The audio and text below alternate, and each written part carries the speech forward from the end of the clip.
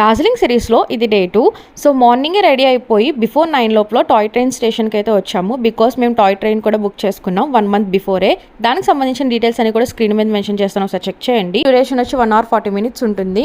First stop వచ్చేసి బటాషా loop, అక్కడ ఒక 15 minutes స్టాప్ చేస్తారు. అక్కడ నుంచి గూమ్ స్టేషన్కి తీసుకెళ్తారు. అక్కడ 1/2 hour ఉంటుంది. అండ్ అక్కడ మ్యూజియం కూడా ఉంటుంది, ఫ్రీగా విజిట్ చేయొచ్చు. అక్కడే ఫుడ్ కూడా ఉంటుంది. అక్కడే ఫుడ్ కూడా తిన్నాము, లైక్ బ్రేక్ఫాస్ట్ లాగా. అక్కడ నుంచి డార్జిలింగ్ టాయ్ ట్రైన్ స్టేషన్కి మళ్ళీ రిటర్న్ వచ్చేసరికి 12 అలా అయింది. అండ్ అక్కడే మేము బైక్ అయితే రెంటల్ తీసుకున్నాము.